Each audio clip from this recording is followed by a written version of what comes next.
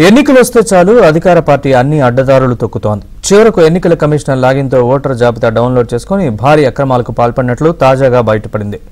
తిరుపతి ఉప ఎన్నికల్లో చోటు చేసుకున్న ఈ ఘటన కేంద్ర ఎన్నికల కమిషన్ జిల్లాల కలెక్టర్లు, ఎస్పీలతో నిర్వహిస్తున్న సమావేశంలో వెలుగులోకి వచ్చింది.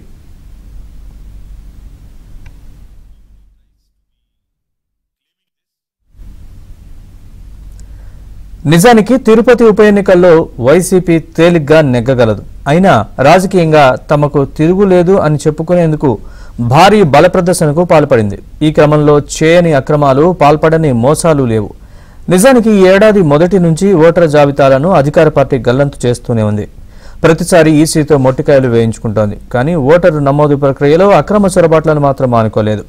దీనికి పరాకాష్ట తిరుపతి ఉప ఎన్నిక.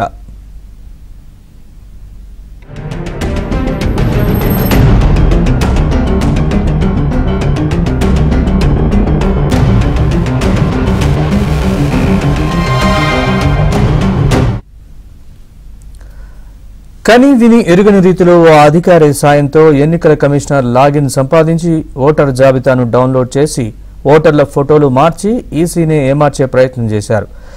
గెలిచే సీటు విషయంలోనే అడ్డగోలుగా వ్యవహరించిన వారు అధికారం తిరిగి నిలబెట్టుకోవడం కోసం వచ్చే ఎన్నికల్లో ఇంకెన్ని ఘోరాలకు ఒడిగడతారో అనేది రాజకీయ వర్గాల్లో చర్చనీయాంశంగా మారింది.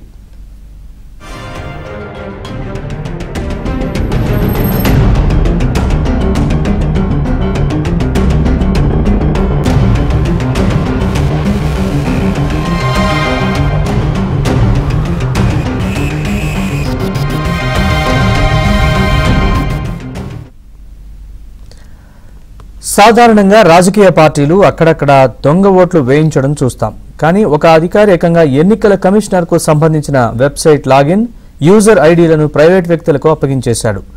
దీని ఆధారంగానే దాదాపు 30,000 ఓటర్లకు సంబంధించిన డూప్లికేట్ ఓటర్ కార్డులను సృష్టించడానికి వీలు కల్పించారు. కేంద్ర ఎన్నికల సంఘమే ఈ వ్యవహారాన్ని వెలుగులోకి తీసుకొచ్చింది.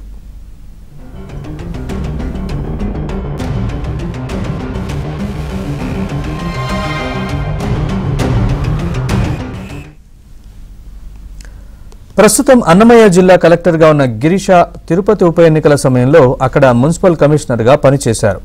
ఆయన ఎన్నికల కమిషనర్ వెబ్సైట్ లాగిన్, యూజర్ ఐడీలను స్థానిక ప్రజాప్రతినిధి కుమారుడికి ఇచ్చినట్లు తెలుస్తోంది. దీని ఆధారంగానే భారీగా దొంగ ఓటర్ కార్డులను ఆ ప్రజాప్రతినిధి సృష్టించారు. ఈ కార్డుల ఆధారంగా అనేక మంది ఆ ఎన్నికల్లో దొంగ ఓట్లను వేయగలిగారు. ఈ విషయం స్వయంగా ఎన్నికల కమిషన్ గుర్తించింది. ఇదే విషయాన్ని నిన్నటి సమావేశంలో గిరీషను కమిషన్ ప్రశ్నించింది. ఎన్నికల సంఘం అడిగిన ప్రశ్నలకు ఆయన సమాధానం ఇవ్వలేకపోయారు.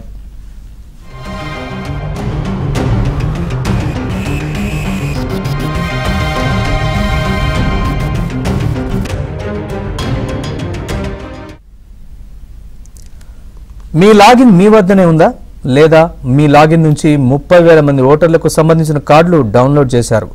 వాటి ఆధారంగా అనేక దొంగ ఓటర్ కార్డులు సృష్టించారు. ఈ విషయాలు మీకు తెలుసా అని ఈసీ ప్రశ్నించింది.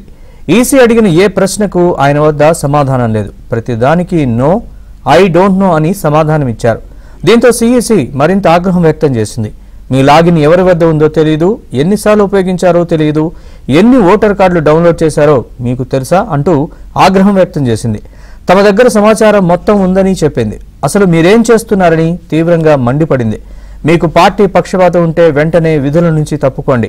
ఎన్నికల తర్వాత ఏదైనా చేసుకోండి. కానీ ఎన్నికల షెడ్యూల్ విడుదల తర్వాత మాత్రం మా నిబంధనల ప్రకారమే విధులు నిర్వహించాల్సిందని గట్టిగా చెప్పింది.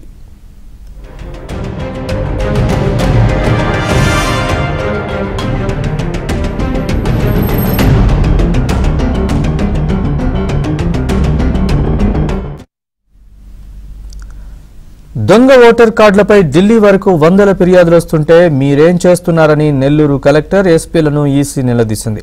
దొంగ ఓటర్ కార్డులపై కేవలం ఒక్క కేసు నమోదు చేసి దాన్ని కూడా పట్టించుకోలేదని మండిపడింది. ఆ కేసులో కూడా నిందితుడిని వదిలేశారని, అతను ఎక్కడున్నాడో కూడా తెలియదని పేర్కొంది.